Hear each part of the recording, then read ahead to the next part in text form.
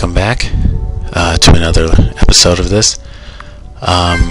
So we are done fighting in Hero, and we're just wandering the world now, going into this this forest. And I did this first puzzle at the end of the last entry, but that's pretty much the whole gist of this little area. It's a little generous to call it a dungeon. It's pretty brief, and it's basically all variations of the same puzzle where you have to find the statue. Well, in this case they push it, but I'm not sure why I decided to do that. But you just have to find the right statue and push it, and it will move some obstacle. And I just like this tile set because of the really big pine trees. I mean, if you look at the characters, and that's a it's like a giant sequoia pine tree hybrid. Actually, I don't think I was supposed to go this way. I think we got some passability stuff here. I think I was supposed to hit those two statues before I could get around these wooden things here. Yeah, in fact, I'm almost positive that's what I was meant to do. So I guess I should do it the right way.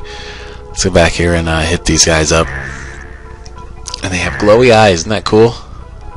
Yeah, anytime I saw something like that, with a tile set that had two modes like that, I was like, oh, I gotta use that. And I was very, more high encounters. That's not anything unusual at this point. But yeah, so I was very, what's the word? I'm not sure what the right word is, but pretty much anytime I found a new tile set or a new kind of thing I could do, I found a way to sort of incorporate it into the game. There weren't really any rules. If I decide I want to randomly have this this forest with the giant pines, then that's what I did. It was just flying by the seat of my pants. Even though obviously I had a sense of what the actual story was gonna build towards. But in terms of this wandering business, anything was for grabs. Man, this is so this game probably isn't even that long if it weren't for the encounters. It's just artificially extending the game here. Alright, so now we're already near the end. And in this room, or not room, but this area, you have to make a ladder up that cliff, and every time you hit one of the statues, it makes a part of the ladder. So it looks, I think it's 4 that I have to hit. So here's one over here. And there's only 2 more, and they're kind of each on the opposite end of the screen here. I'm gonna go through here.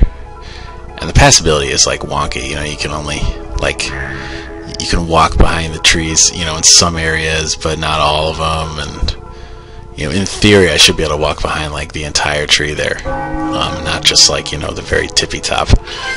But I don't know. I guess I just wasn't concerned about stuff like that. All right, so there we go. Made the ladder, and that's just about the end of this area. And Turnus looks at this. And I don't know, it's supposed to be a campfire, but it doesn't really look like one. There wasn't really anything like that with this tile set. So that's the best we got. And they're talking, and all of a sudden, those rocks start to jump. And those rocks kind of combine, and they create that rock golem. And so this creature is materialized out of nowhere, but it will make sense. But first we gotta take him down.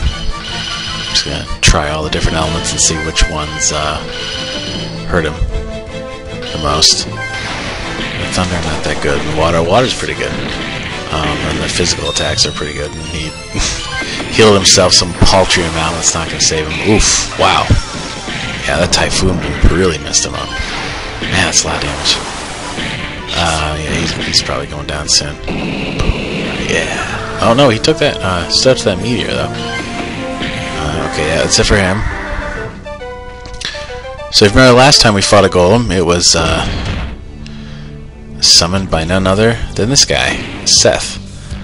But we're not going to fight him this time. We've kind of reached a little bit of a, not an understanding, but it's not really in their interests to fight necessarily. Now we're going to meet his posse here, and you're going to recognize at least 2 of these characters, maybe all 3 of them. There's Zala, who had a fairly big role in Master of the Wind. She showed up in Arc 3 for a while, and in Arc 7 she's a fire elemental, much younger here. And we got Alco, the Shadow Mage, who can walk through solid objects like he just did. And then Mina, who you guys know, I would hope, if you played Master of the Wind. This is Sod Mistral's first cousin, once removed. Or, no, wouldn't that be second cousin? I don't know. That stuff confuses me.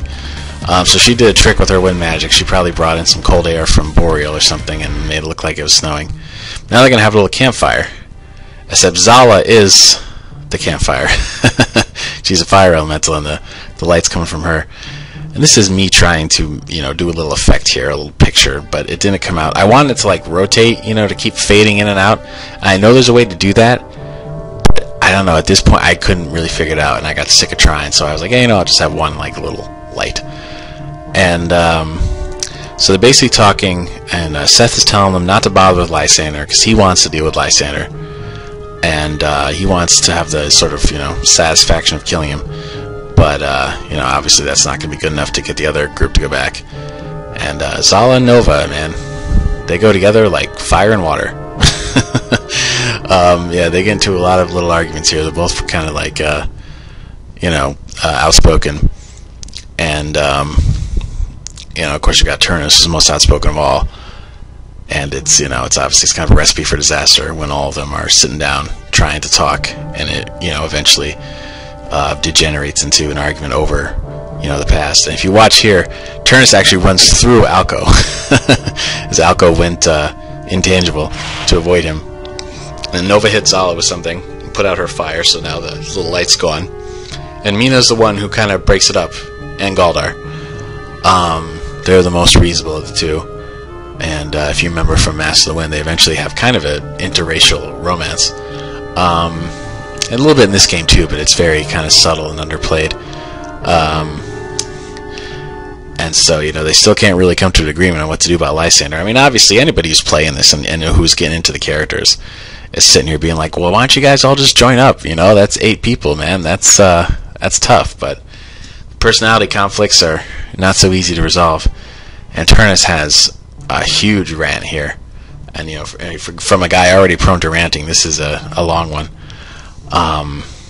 And even though he's sorry, he feels bad about that they trust the council, not Seth. He doesn't want to just absolve Seth of all the blame, because Seth did kind of go a little crazy and didn't really try to make his case to the others. He just kind of vanished as soon as he heard the bad news. But I mean, if your wife or fiance was killed, I mean, you go a little nuts too. I would. So they left, and Turnus is upset, but he's not upset just because he's angry. He's upset because that used to be his friend, and now they can't really get along, and there's something sad about that. And so they're gonna set up camp and sleep, and then we're gonna have a little change of scenery.